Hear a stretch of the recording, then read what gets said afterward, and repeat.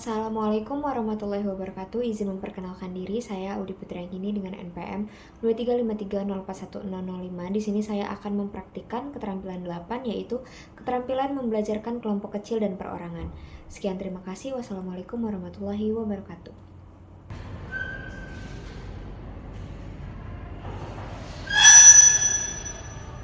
Selamat pagi. Pagi, Ibu. Apa kabarnya hari ini? Baik-baik, Bu. Sehat semua? Sehat. Ada yang sakit? Tapi kebetulan Ibu Sakit. Sakit apa, Maura? Ibu, Ibu. Udah minum obat ya? Sudah, Ibu. Semoga cepat sembuh ya, Maura.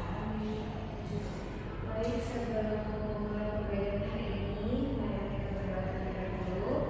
Ketua kelas, tolong dipimpin, Yunda. Sebelum kita mulai pembelajaran hari ini, mari kita berdoa untuk teman-teman dan saya masing-masing. Berdoa kepada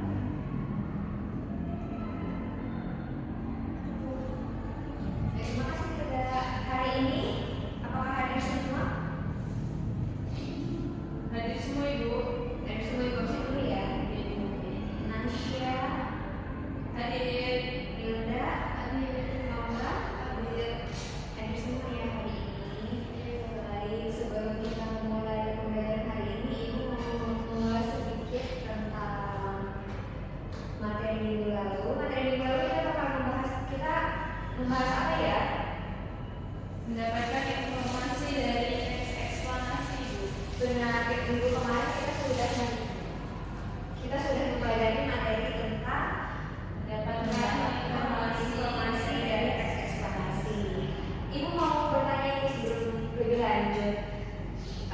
Jika ada dua teks eksplanasi yang menjelaskan peristiwa yang sama tetapi dengan urutan yang berbeda, apakah maknanya tetap sama dan mengapa urutan penjelasannya bisa mempengaruhi pemahaman? Siapa yang menjawab? Boleh, Nasya? Jika di dalam dua teks eksplanasi ini menjelaskan peristiwa yang sama, tapi urutannya berbeda, maka maknanya bisa tetap sama, Bu, tetapi pemahamannya tidak sejelas teks yang tersusun beruntun. Nah, urutannya penjelasan ini mempengaruhi pemahaman karena penggunaan sebab, proses, dan akibat harus dibaca secara logis agar peristiwa mudah dipahami. Baik, benar sekali ya jawaban dari Nasya, bahwa jika dua teks eksplanasi itu menjelaskan peristiwa yang sama tapi urutan yang berbeda, maknanya bisa tetap sama tapi pemahamannya berbeda. Baik, karena materi minggu lalu sudah selesai, jadi hari ini kita bakal masuk di materi baru, yaitu menyimak penjelasan sebab akibat dalam video. Di sini ada pengertian menyimak sebab akibat. Menyimak sebab akibat adalah proses pemahaman hubungan antara alasan sebuah peristiwa yang terjadi dan dampak yang muncul setelah melalui tayangan video. Kegiatan ini menuntut perhatian penuh agar ide utama, alur penjelasan dan perubahan yang dijelaskan dapat ditangkap secara utuh. Penyimakan harus dilakukan dengan fokus pada inti penjelasan, bukan hanya sekedar mengikuti suara atau visual. Selanjutnya, ada cara efektif dalam menyimak video, itu terbagi menjadi 4, yaitu yang pertama mencatat informasi inti. Catatan ringkas membantu menangkap pokok dan penjelasan di dalam video. Yang kedua ada memusatkan perhatian pada kalimat penting. Bagian yang diulang atau diberi penekanan biasanya mengandung makna utama. Selanjutnya ada menandai bagian yang belum dipahami. Bagian ini dapat ditinjau kembali setelah video selesai untuk memperdalam pemahaman. Dan yang terakhir ada mengikuti alur dari awal hingga akhir. Alur yang urutannya dipermudah untuk menemukan hubungan sebab akibat. Udah, jangan lupa bilang. Selanjutnya ada unsur sebab akibat. Itu menjadi 3, yaitu yang pertama ada sebab. Sebab ini menjelaskan alasan atau faktor yang memicu terjadinya suatu fenomena. Selanjutnya ada akibat. Akibat ini menunjukkan hasil perubahan atau dampak yang muncul setelah penyebabnya terjadi. Dan yang terakhir ada pola hubungan logis. Kedua ini membentuk struktur penjelasan yang membantu memahami alur yang disampaikan di dalam video. Tadi kan Ibu sudah menjelaskan pengertian, cara, dan unsur sebab akibat. Di sini apakah ada yang ingin menanyakan? Cukup. Kalau cukup, Ibu lanjut. Nah, sebelum kita mengerjakan soal diskusi, di sini Ibu ada tampilan cuplikan video. Nanti kalian bisa menyimak ya. Soalnya ada soal diskusi terkait video tersebut.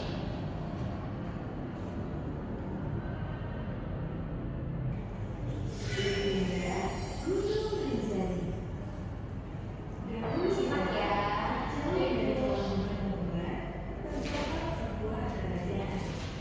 Kerajaan ini dipimpin oleh seorang raja bijaksana bernama Datu Tuan.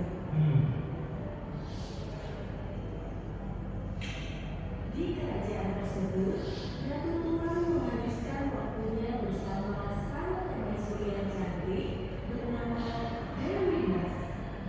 Suamiku, mari kita bersama. Iya, terima kasih istriku. Suamiku, tolong kamu buat ini. Kalau boleh tahu, sebenarnya apa yang menjadi pilihanku? Istriku, ini sungguh berat bagiku. Tentu saja suamiku. Siapa tahu, aku bisa mewujudkan pikiranmu. Sebelumnya, aku minta maaf istriku. Seperti yang kamu ketahui, kita telah lama berumah tangga. Namun, tak juga berhubungan. Sementara aku kian tua, kita perlu mengurus membawa kerajaan ini ke tahap. Oleh karena itu, aku meminta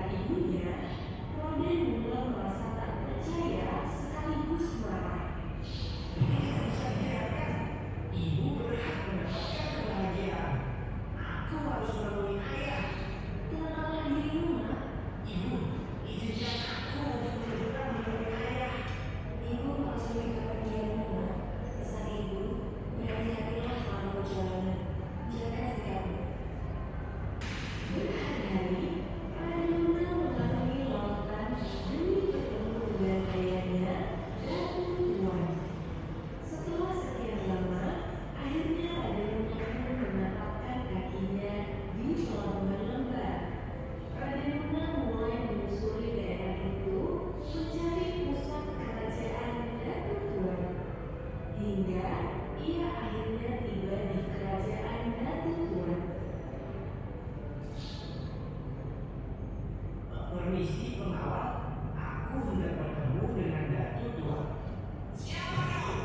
Apa urusanmu? Kamu berbeda raja. Mohon maaf tuanku, aku belum bisa mengatakannya hingga bertemu dengan Datu Tuan. Sama sekali kau, raja tidak bisa ditemui semaumu.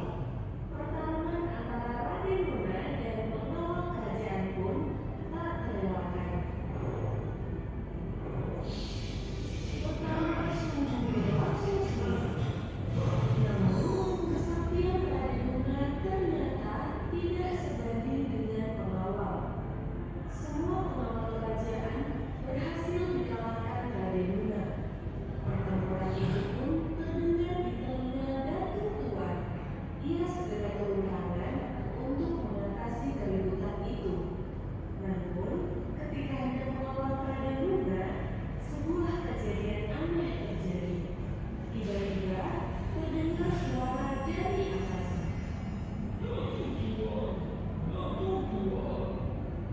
Siapa itu? Siapa di sana? Keluarlah! Hentikan langkahmu! Janganlah bertarung dengannya! Jangan bertarung dengan anakku sendiri! Anakku, anakku, jangan-jangan kau... Siapakah namamu, anak muda? Siapakah ibu? Perkenalkan, nama hamba adalah Raden Luna Putra Janda, putra dari seorang ibu yang bernama Dewi Mas. Oh, anakku. Maafkan ayahmu yang tak mengenalimu. Di manakah ibumu? Apakah ia baik-baik saja? Beliau baik-baik saja, ayah. Akhirnya, Datu Tuan pun menjemput istrinya, Dewi Mas, untuk kembali ke istana. Sekembalinya ke istana kerajaan, Dewi Mas tidak menaruh dendam pada sang ratu. Mereka hidup damai. Beberapa tahun kemudian, Raden Luna kian bertambah dewasa. Ia menggantikan Datu Tuan sebagai raja. Sementara itu, Datu Tuan yang makin tua nampak semakin bijaksana. Dewi Rijani sering menemani ayahnya bersabut. Hingga suatu hari, Datu Tuan mengajak putrinya tersebut untuk bertapa di gunung. Datu Tuan bertapa dengan sungguh-sungguh dan khusyuk. Begitu pula dengan Dewi Rijani. Ia sungguh khusyuk dalam berdoa, memohon kepada Sang Kuasa agar diberikan ketentraman dan kesejahteraan untuk semua rakyat kerajaannya. Ternyata, para jin mengetahui kekhusyukan doa Dewi Rijani. Maka ia pun diangkat sebagai ratu oleh para jin dan terus tinggal di gunung tersebut. Gunung itu kini biasa dikenal sebagai Gunung Rinjani, gunung berapi tertinggi kedua di Indonesia. Gunung ini juga menjadi gunung berapi terindah yang berada di Lombok. Tepatnya gunung ini berada di bawah 4 kabupaten, yaitu Lombok Timur, Lombok Tengah, Lombok Barat, dan Lombok Utara. Pesan dari cerita ini adalah selalu bersikap sabar dan ikhlas.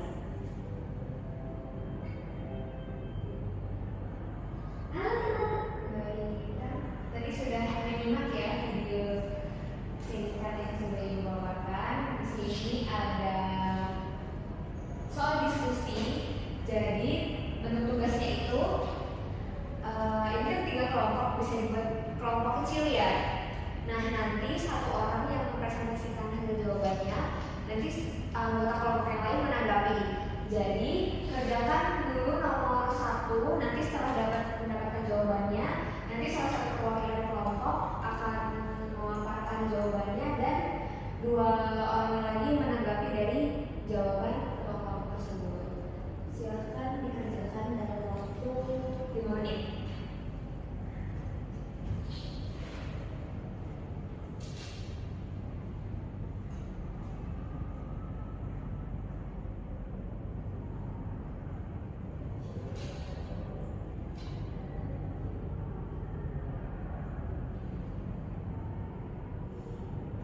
Sudah? Baik, kelompok 1, siapa yang mau menjawab dari soal buatlah penjelasan mengenai penyebab utama terjadinya perubahan pada Dewi Anjani dalam video legenda Bumi Rinjani. Jelaskan pula bagaimana penyebab tersebut bisa mempengaruhi perjalanan hidupnya. Boleh kepada Nasya? Perubahan pada Dewi Anjani terjadi karena ia mengalami tekanan batin dan rasa kecewa yang mendalam akibat konflik yang membuatnya tidak lagi merasa diterima. Kemudian kondisi emosional tersebut mendorong menjauh dari kehidupan sebelumnya yang memilih jalan yang berbeda. Penyebab ini mempengaruhi perjalanan hidupnya karena dari keputusan itu Dewi Anjani kemudian mengubah dirinya secara menyeluruh hingga akhirnya ia menjadi sosok gaib yang dikenal sebagai penunggu Gunung Rinjani. Baik, itu jawaban dari Nasya. Teman-teman yang lain boleh menanggapi ya. Mau ibu tunjuk atau menunjukkan ini? Ibu tunjuk aja ya. Boleh tidak? Menurut pandangan pertama, perubahan Dewi Anjani itu terutama disebabkan oleh luka batin dan rasa terasing dari usia yang berlebihan. Karena itu membuatnya mencari teman baru untuk menemukan kesenangan. Dari sudut pandang ini, transformasinya menjadi menunggu Gunung Rinjani merupakan konsekuensi dari kebutuhan untuk menemukan kedamaian yang tidak ia dapatkan sebelumnya. Baik, kepada Mama. Menurut saya, dengan pandangan saya, perubahan Dewi Anjani justru lebih dipengaruhi oleh perjalanan spiritual yang ia jalani setelah mendapat kehidupannya. Proses ini membawa dirinya pada kekuatan dan peran baru. Kemunculannya sebagai penjaga Gunung Rinjani dianggap bukan hanya hasil dari penderitaan, tapi juga bentuk pencapaian dan pencerahan yang berubah takdir. Baik, terima kasih kelompok 1 sudah menjawab pertanyaan dari soal diskusi. Baik, karena waktunya sudah hampir habis, Ibu akhiri pembelajaran hari ini. Tapi sebelum Ibu akhiri pembelajaran hari ini, siapa yang dapat menyimpulkan materi pada hari ini? Boleh Nasya? Menyimak sebab akibat membantu memahami alur penjelasan dalam video dengan lebih jelas. Hubungan antara penyebab dan akibat membuat informasi menjadi utuh, logis dan mudah dipahami. Dengan penyimakan yang tepat, isi video dapat dianalisis secara lebih mendalam sehingga mampu menunjukkan inti peristiwa, alasan terjadinya serta dampak yang muncul. Baik, terima kasih Nasya. Jadi menyimak sebab akibat dapat membantu memahami alur penjelasan dalam video menjadi lebih jelas. Pembelajaran hari ini sudah selesai. Kira-kira di sini ada yang sudah baca belum ya materi selanjutnya kita bakal membahas apa? Menggunakan teks eksplanasi dalam presentasi. Benar. Jadi minggu depan berbeda lagi dengan materi ini. Minggu depan itu kita bakal membahas menggunakan teks eksplanasi dalam presentasi. Sekian pembelajaran hari ini. Apakah ada yang ingin ditanyakan? Cukup ya pembelajaran hari ini karena tadi kita sudah membuka pembelajaran hari ini dengan berdoa. Mari kita menutup pembelajaran hari ini dengan berdoa. Untuk kelas boleh dimulai.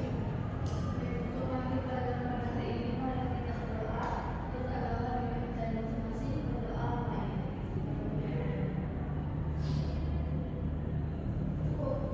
Terima kasih Bunda.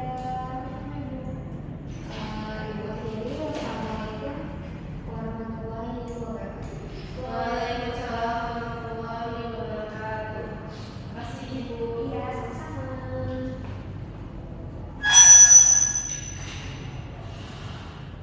Assalamualaikum warahmatullahi wabarakatuh. Nama saya Milda Kak Christine. Saya akan membacakan panduan observasi ke-8 mengajar kelompok kecil dan individual. Nama calon guru Audi Putri Anggini.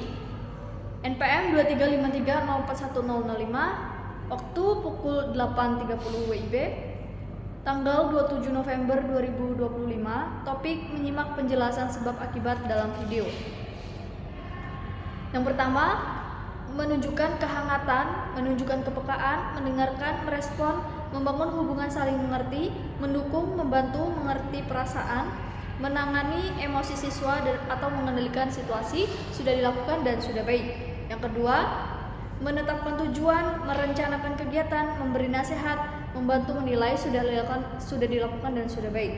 Yang ketiga, menyenangkan, menantang siswa untuk berpikir, mendorong siswa untuk menemukan pendapatnya, dan mendorong siswa untuk menyelesaikan tugasnya sudah dilakukan dan sudah baik.